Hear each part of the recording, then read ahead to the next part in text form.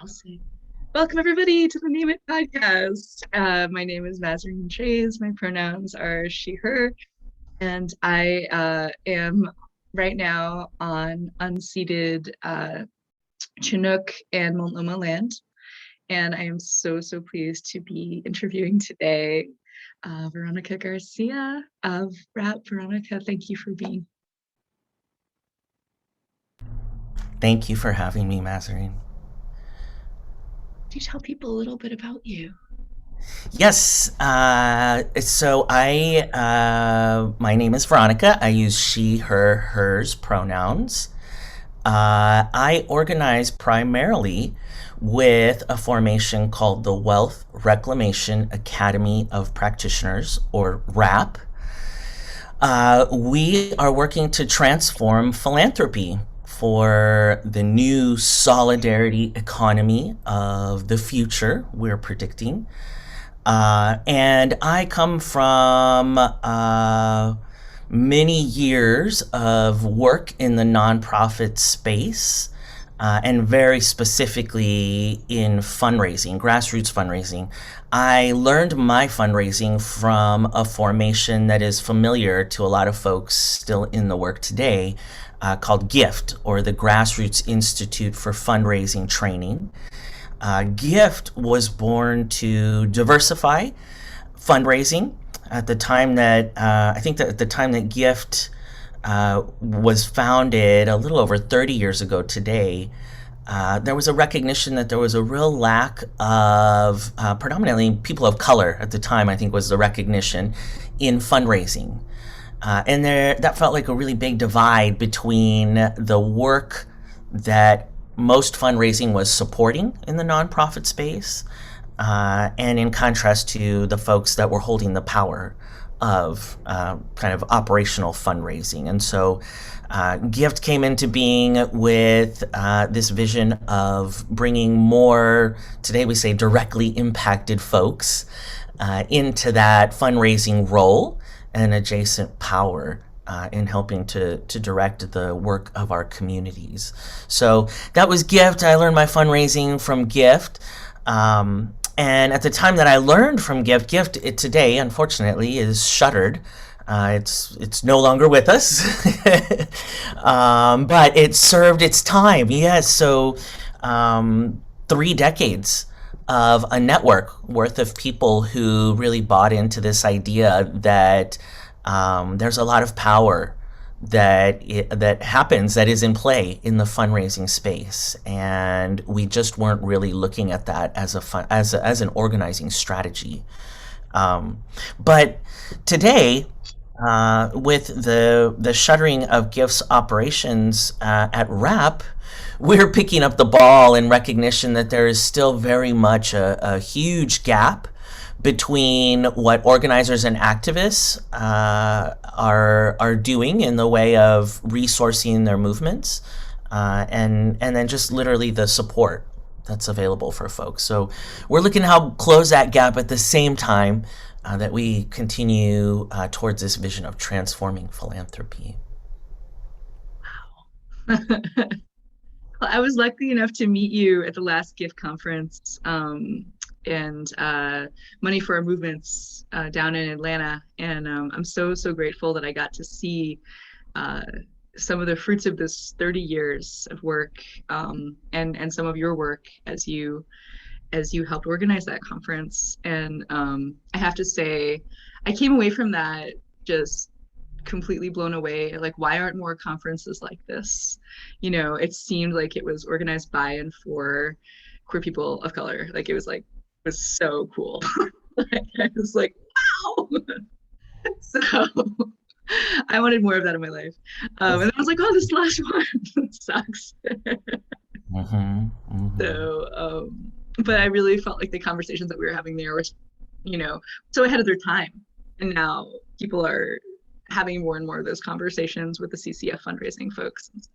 So I'm so grateful to have you here and to hear about the continuation of this process that is, I think, is so relevant and important and vital right now for the nonprofits.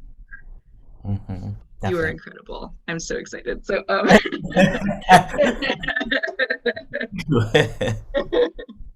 I wanted to ask you about AIM, Wealth Reclamation, Academy of Practitioners. So, um, how do we negotiate the return of wealth? And how is that different from traditional fundraising? Mhm. Well, uh, so this vision is all still a work in progress. And I feel like as our network continues to grow and we continue to explore and work to articulate and refine some of this thinking, it continues to evolve. So we've been at it for almost 3 years now. Mm-hmm. Um, and there are some key distinctions that we've explored that seem to hold over time, even as the vision continues to take shape.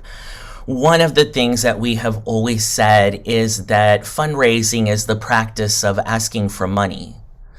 And if you've received any kind of training in the space or any kind of coaching, we're oftentimes told that ours is a business of relationships, and that's stressed to us, and we're taught how to steward our relationships and how to maintain our contacts.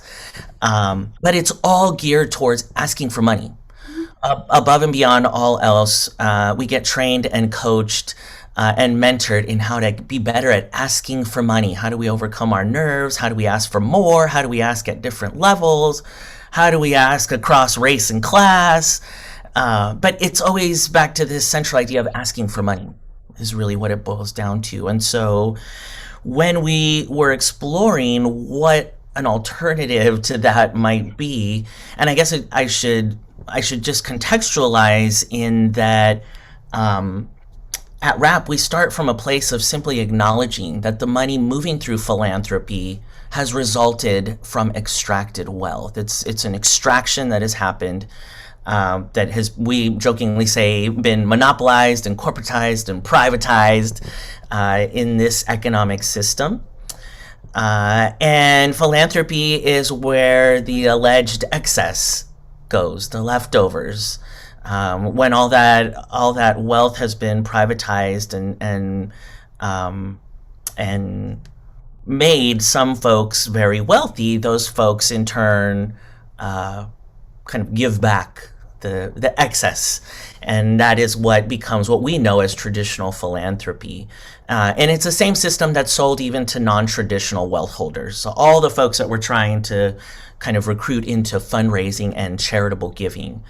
The idea is that it's, you know, the leftover. It's what you have left over oftentimes, and so that's where RAP starts. We say that, you know, we need to begin just by acknowledging that everything we're calling back has been extracted. It's been taken from our communities, and so we're renegotiating the return of what's been taken.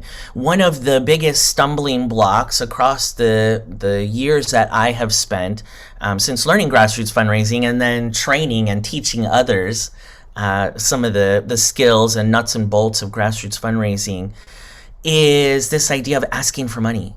Folks get really stuck with all kinds of issues around this challenge of asking for money. And so in our exploration, we really wanted to unpack that. If that's one of the greatest stumbling blocks to being an incredible movement resourcer, if we can figure out a way to move folks away from this idea of we're asking for money, we're begging for money, I just feel awkward asking,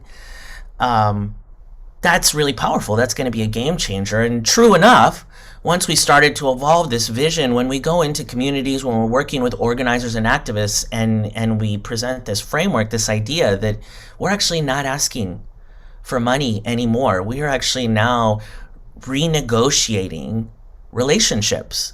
We are negotiating first and foremost the repair of broken and harmed relationships. And we believe that when those relationships are restored, the wealth will naturally come flowing back. It's like unclogging clogged pipes. Mm.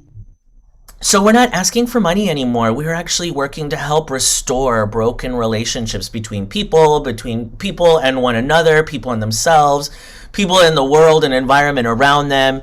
and really as much as possible to begin to, we say, rehabilitate or correct a lot of the ills in our communities that have been caused by these capitalistic structures. So we're not asking for money anymore. We're actually repairing and restoring relationships, natural relationships. And we believe that the wealth that is going to resource our movements for change is so vastly beyond just cash. And we actually know, in fact, I can give an example of just today. A lot of the movement rush that we've seen over, in particular, I'll say the last year, just with all of the tumultuous occurrences of the last year, we've seen a huge influx of giving that has come into movement space. Lots of money floating around. And in a lot of different communities, that's actually started to fracture movements and groups and formations. And so we know that what we really need is so far beyond cash as resource mobilizers working to reclaim wealth. So I'd say that that's probably one of the biggest distinctions is we're not asking for money anymore. We're actually just renegotiating the economic world order. We're doing our little part from the philanthropic nonprofit viewpoint. That is such an incredible reframe. And I really love that orientation away from sort of like the capitalist kind of, I would say, psychological framework of extraction into relationship. And that really, I hope, helps people listening enlarge their radical imaginations around how you approach people and how you approach your own self as well. Like, I feel like the work inside has to also happen at the same time as work outside, because we're also in an extracted relationship with ourselves under capitalism. I see you nod. Yes, absolutely, absolutely. And so that's another big part of the work that RAP is trying to shine some light on in our space Mhm. is that traditionally development and fundraising happens at more of an executive level. Mhm. And in the shift over the last several decades to move nonprofit operations uh, towards more of a corporate business model, um, we haven't reserved a lot of spaces to engage in the relationship building. Today, a lot of movement folks are referring to it as healing oriented work. And so, just in the rush to professionalize, really, we haven't held enough space to really focus on what it means to be individual people that are working to shed all of the baggage of these systems that we are upholding. So it's not enough just to organize against these systems and work to transform them. We also have to develop an awareness of the fact that we, in fact, are operating these systems. And so, in order to operate new systems, we need to learn new ways of being in addition to creating these new systems. So at WRAP, we're also exploring how we tend to, I'm going to go out on a limb and call it the spiritual development. And maybe I guess if we want to stick within this more professionalized vision, to say self-development or self-awareness, because that's really all it is. It's about really kind of having the ability to see first and foremost how we are positioned and operating in these systems, because that's how we begin to then support communities from our roles as resource mobilizers to begin to shift their own behaviors in preparation for new systems. I hope Mhm. that's making sense. Oh my gosh. Well, just number one, the spiritual is welcome here. Okay. So number one. Number two, yes, professional development is important. And I love how you kind of brought in how professionalism has sort of like kind of gone straight along the lines of neoliberalism in terms of like, well, we want to do, we don't want to feel, don't make Yes. us feel anything but that. And so really this last year I've really been coming to terms with how professionalism is basically socialized white supremacy as it is considered in like the larger society. And so I really appreciate you kind of talking about that as well. Like it's misguided to think of like who do we not to think of who do we think of as a professional, who makes the words professional, like, and then from that it basically objectifies your selfhood and doesn't allow you to show up as your full work in some ways. So. Absolutely. Well, and especially having historically had our work tagged as kind of this role of operating as relationship stewards. The reality is that the work of relationships is emotional. Relationships can't happen. True relationships can't happen without the emotional is like I would say like the signals, the communications that activate a relationship. And so if we're truly relationship stewards, then there has to be a space that is built in around remembering back to those emotional orientations and how, emotions are the language of relationships. And to that, I want to ask you, people are like, oh no, fundraising's not like that. What do you mean capitalism is, inside the philanthropic structure? Why and how does the capitalist philanthropic structure objectify people? Why and how? Well, capitalism has to in order to work. In order for the system to work, I have to be able to take my place in the system and not be critical about how other people in the system around me are being impacted. And so like one of the most basic examples that I give sometimes, and it's so explicit. I don't mean it at all in a flippant way, but if we think about an unhoused person, and I'm imagining myself literally just walking down the street, and at any given point, I will cross paths with unhoused people that are on the street. And regardless of what action I take, if I stop to give money or make an offering, if I, offer my box of leftovers as I'm walking by, regardless of what my offering is, I'm going to continue walking. The interaction will end and I will continue walking, and that person will stay most likely in the same spot in whatever their same situation is. And so in order for that to be able to happen, that's capitalism.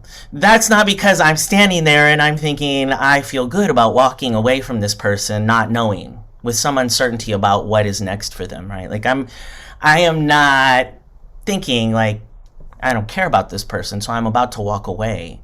It's having had some experience around like what it would mean to try to get involved or to try to do more or negotiate any kind of system. Right, I have some experience there, and so I can justify it any way that I want. I can explain it away, but at the end of the day, I'm going to continue on my way, living whatever life I've carved out for myself, and I'm going to leave that person to their own devices to figure out what's next for themselves. And so, for more and more of us, that's becoming not just a common daily experience, but just literally. I mean, you're walking communities across the country. You're walking down any street, and you're seeing more and more folks that are really struggling, on hard times. And so it's the objectification of capitalism that allows that to happen. I can even peg it even more directly in I don't know, I'm going to assume it's okay to get political because you don't. Absolutely. Go if for you're it. talking about patriarchy. Yes, get in there. Political. So I'm not sure what the time is between now as we're recording and when folks will be listening to this. But as we're recording, Afghanistan is literally falling. It's into the control, or has fallen already into the control, return to the full control of the Taliban. And I know this because I'm a news junkie, and so I'm constantly reading. I'm freaking out. I'm worried. I'm anxious. I'm nervous.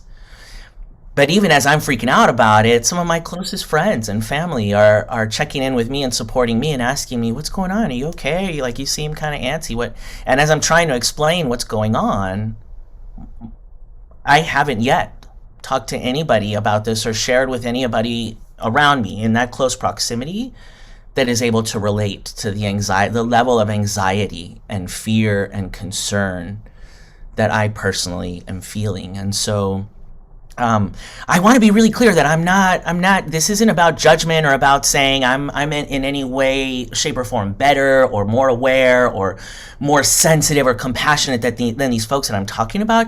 I really am just trying to illustrate the objectification that has to exist in order for our everyday capitalism to continue on. We have to be able to know that people are hurting, that some people are hurting, most people are being missed by this system, manipulated, coerced, used, harmed, and we have to be able to get up every day and continue on, continue participating. And so that's just in its rawest, most basic form. That's what it means to wake up in today's world and keep doing it every day.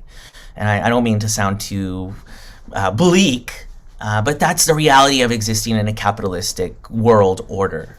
Is the entire system relies on us being able to maintain some degree of distance.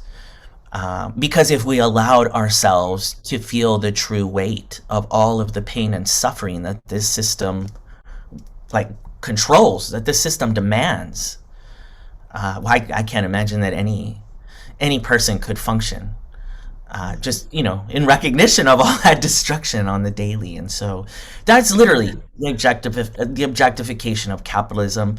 Wealth reclamation, the entire vision around wealth reclamation is this vision that it's possible to actually begin doing some of that restoring and reparative work in bits and pieces that actually feel more accessible, that are about, again, looking at ourselves and exploring our own relationship with ourselves, breaking through to some of that self-awareness and clarity that we've had to practice and orient to in order to retain some of that objectification. So that's the first step. And then from there, again, recruiting others into it really is about remembering again back into our emotional connections, back into our sensitivities and awareness of each other. It's literally, I mean, I think a lot in images that flash through my mind, and so I'm imagining you and I standing at a conveyor belt, doing the thing, making widgets. And so wealth reclamation is, to contrast capitalism, which is me standing there continuing to make my widget even as your knees are buckling and you're falling to the ground from dehydration or exhaustion. I'm just keeping the blinders on and I'm making my widgets. But to explore this vision for wealth reclamation means that I'm reconnecting to you. I'm resensitizing myself to you and remembering that you're standing next to me and we're making widgets together right now. But once we actually work into that connection and restore, some of that, I also talk about this idea of relational proximity. Once we restore some of that closeness and awareness of one another, there's no way I could watch your knees buckle and you drop to the floor of exhaustion without at least stepping away from the line to check on you, right? At minimum. The vision for wealth reclamation says that I'd go much further, that it would be so tragic for me to see you buckling under exhaustion and dehydration that I would single-handedly stop the whole factory. I'd hit the emergency button. Yes. And this is reminding me of your previous answer of, how we have to do this spiritual and self-development work to be able to do this work. Because if we are numbed out by our trauma, then we are going to be in the freeze response or the fawn response, or where we're just trying to get through our day. And this last year I really saw that with folks. Like, there was so much less empathy, and what you're talking about is the cultivation of empathy is what I'm hearing. Absolutely. and action, empathy and action, not just, oh, it really sucks. Anyway, I'm going to keep making my widget. Exactly. That's the piece. That's the action piece. And so that's again, that's part of our futuristic vision is this idea that we have beyond just that self-awareness, developing the ability to clock back in and like recognize what's happening around us, Mm-hmm. to tune back in. It's also having had some practice and preparation so that we're ready to move to action when the moment calls. And so we're all about practicing that too. We spend so much time in movement spaces and in the nonprofit space just fending off the bad and the harm.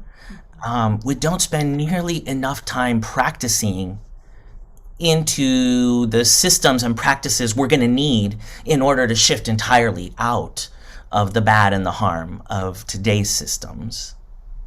I love that. I love that you're trying to help us, you know, create an inspiring and radical future that we can't even imagine yet. And you're just starting to give us those little glimpses of what that would look like on a day-to-day basis. Just talking to somebody and being like, are you in trouble? What can I do? And so, you see our new economic order coming. There will be a time beyond capitalism and beyond this objectification. So, what gives you the clues that it's coming, and what gives you hope that it's coming? Well, I've already admitted that I'm a news junkie, so I'm like constantly watching. I've got all kinds of alarms and buzzers, and it just like it's unhealthy. A very unhealthy relationship, probably almost even. But it's the way that I excuse kind of staying in touch. I need to know what's going on. I need to kind of have my pulse on things. So I think for a long time we've been seeing all kinds of signs. But in my mind, as I'm racing through all kinds of examples, I feel like I'm pressing a fast forward button. And in this moment, what I'm thinking about is the conversation that's popping up around workers being lazy because all of these traditionally underpaying, crummy places to work at can't stay staffed. They can't find enough people who are willing to work their crummy jobs for their crummy pay. And so the some of the common kind of mainstream rhetoric that has evolved around that is, well, these workers are just lazy. It's easier when the government is paying them to stay home, and it's very anti-worker, a lot of the messaging, and even from workers themselves. So the people who are working are bashing a lot of times because they've eaten the story about the folks who are choosing not to come back to some of these crummy jobs. And now with the pandemic, the most obvious answer to me seems like folks are just less willing to endanger their health. But that's not the story that we're getting. And nonetheless, I think that story is evolving because it would be too chaotic to actually admit that people are opting for something different. People are tired. It's not just that they're lazy, they're actually tired. And they want something different, and we have had tastes, all kinds of opportunities to taste what different can look like when we actually have a hand in helping to define what that different is. And so, like right away, I'm thinking about the racial uprisings that took root this past summer right after George Floyd's murder. And we know that Black lives have been being murdered by law enforcement for all time. That's why law enforcement was created whenever it was created, right? Eons ago. But for whatever reason, for all kinds of reasons that people have explored, more folks were paying attention last summer, and that took hold, right? And so there was so much that came of that. There was a lot of change and transformation and transition. The one of the most obvious things to point to is that after years of moving to remove some of this Confederacy statue work and emblems, all kinds of organizing to do that, so many communities, so many municipalities hadn't moved on it. And that's just the least of examples we can point to, right? But it's one of the most obvious, like visually, right? So visually, that stuff had remained. All of a sudden, the people rise up, and municipalities recognize, like, whoa, it really doesn't make any sense to hold on to these symbols because the people are like freaking out, right? The people are taking to the street. Burn City Hall down if we don't remove this statue or this flag right now. Right? So, and say what you will about tactics and strategies, all kinds of critique around that. Nonetheless, I think it demonstrates that people are recognizing, people are starting to get a taste of their power. You can look at electoral politics, and if you're tuned into that at all, there have been communities, contest elections across the country over the last, even if you just focus on the last year, where the people have come together to campaign and actually like vote into office the people's candidate against all odds in some cases. And so I think that the story maybe has more to do with the fact that people are starting to get a taste, a sense of their power, and what is possible, especially in the face of learning that it's true, that you actually can choose to just shut down capitalism. In really extreme conditions, somebody actually can push that emergency stop. But it shouldn't have to take millions of lost lives across the world to shut it down.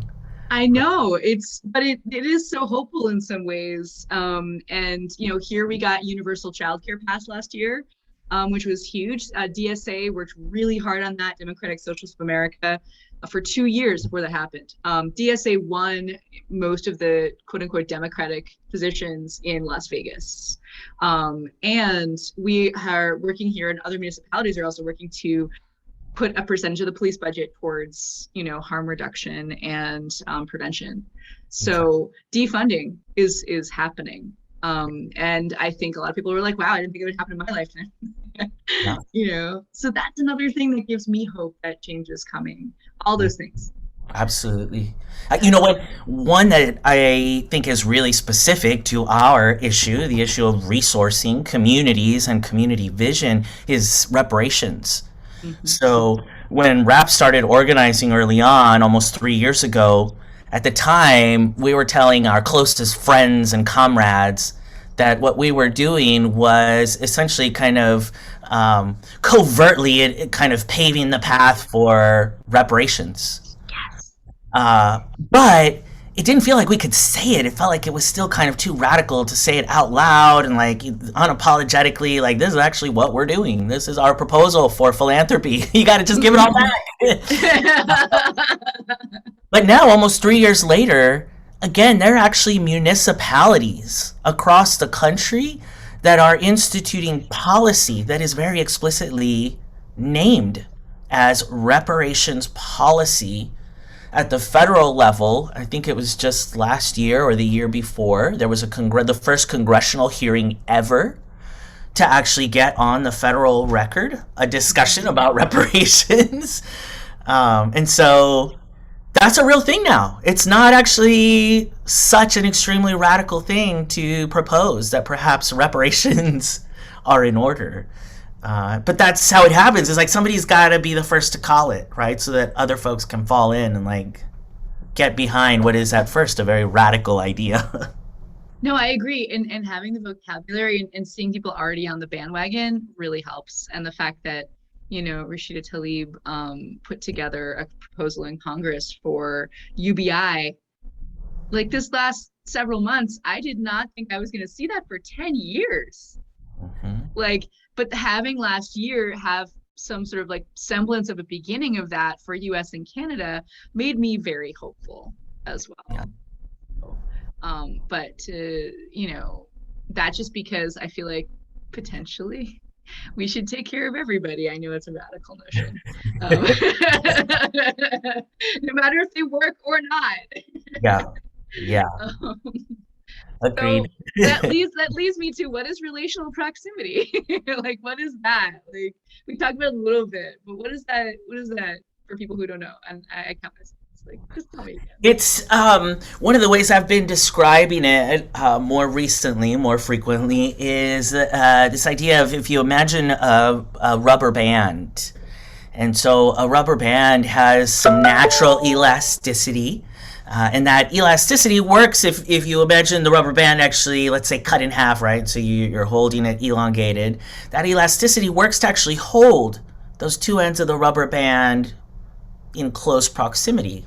Right? So those two ends aren't going to be able to separate from the rubber band any further than that actual connection will allow them to separate. And so when we talk about the impact of capitalism and specifically philanthropy in our space on relationships, we talk about this weakening of the rubber band. It gets overstretched and it gets flimsy and it gets really hard for those two ends to remember what the other side even looks like, right? Because so much kind of the distance between them kind of begins to collapse. And so as the rubber band loses elasticity, we describe that as kind of the result of some of this objectification of the whole system. As we layer in more professionalization, more brokers in the system, we need, and right now we're layering in all kinds of third parties. If we talk about philanthropy specifically, there are all kinds of third parties that are coming into the space to broker just the way that we return money to communities Mm-hmm. from the institution. And so when we talk about this relational proximity, we talk about really exercising that overstretched rubber band to bring those ends back into closer proximity. What does it mean to begin to shorten that distance again, shorten it back to something that is a little bit more on the organic order of relationships? First to second degree, cut out all those brokers in the middle. That's the kind of systemic view of it. But the interpersonal idea is, again, what does it mean just to kind of resensitize to one another, just to be able to see you again Mm. as somebody in my community, in my space, in my universe. I love all of your very like concrete, practical metaphors. And I think one of the biggest things I'm going to take away from this conversation is, you said, we've eaten this story, and I hear like, underneath that, the story of capitalism. And I was like, well, what if we could throw up that story? And then you said, taste what different can look like. So we're almost out of time, so I want to like ask you one more question, and then you know is you're going to talk a lot about this at the party at the end of the patriarchy, and I'm so excited about that. But you know is there anything else you'd like to share about the work that you and RAP are doing? Is there any way you'd like to encourage people to get involved or donate to what you're doing? Um, we're recruiting what we call emerging resource mobilizers. These are grassroots fundraisers, folks who have dedicated themselves to learning the craft, much like myself and others who are helping lead RAP organizing. Um, One of our biggest calls right now to our people, our fundraising and resource mobilizer comrades, is to not be fooled into believing that all we need is into the existing system. That's where every social movement trips up on itself. Historically, we get suckered into believing that we're organizing just to get more access to the thing as it is. But it fails, that approach, that strategy fails to acknowledge that the thing as it is oftentimes not as good as it could be. It's a compromise in and of itself. It's kind of trashy as it is. Yes.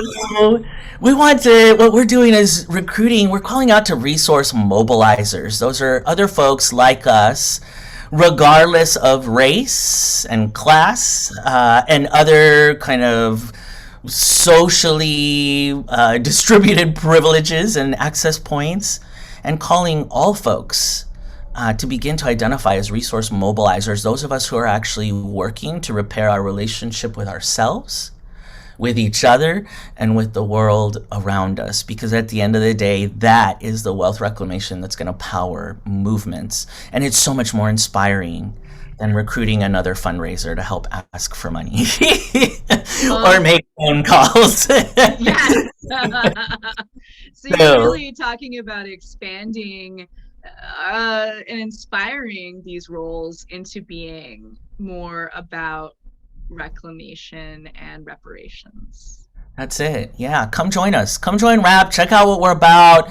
I always say that in our space, we oftentimes have more questions than answers, but we try to make fun of exploring those questions, recognizing that that's an important place for us to be too. We got to get ready for whatever's up ahead. We can't just focus on fighting the fire here. So, yeah, come check us out. We're online. We have a website, www.reclaimcommunitywealth.org. You can sign up for our newsletter. And I'd say probably one of the quickest way to access us is we are working to create a regular schedule for what we'll call Open Lab. And it's just virtual time, kind of co-working virtual space. So yeah, please check us out. We're on social media as well. And if you're interested in supporting our work, there's also a link to donate at our website. Thanks so much for Wonderful. having us today, Mazarine. You're Appreciate it. welcome. And one last thing, what's bringing you joy right now? What's bringing me joy right now? My family. I am feeling super, super, super grateful to get to have a really beautiful family. We hold a really safe and supportive little bubble for each other here. My partner, our two teen kids, and two puppies. So, yeah, they bring me lots of joy. Super great. And I'd say really just all of my relationships with folks like you and other people working for change as well. So thank you. Thank you. You make me feel so rich because I think you make me think about all my relationships too and how I'm so, so lucky and grateful to have them all. And thank you. And I hope everybody here listening, I want to say thank you for being part of this conversation, even if it was new and scary and weird.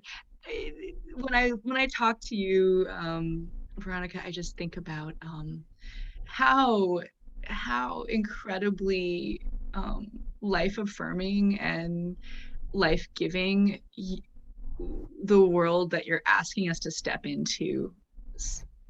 You are really, really, for me, making me see how our traditional fundraising world of metrics around how many phone calls you made and how many donors you brought in and how much money Right. is very, very othering for the donor and for us. Yes. And so I love how you're making a more inspiring future for us to step into. And I want to encourage everyone to go to reclaimcommunitywealth.org, give you money and sign up for your newsletter and invite you to come in and tell people how to do it different. Friend, thank you so very much. Thank you. All right.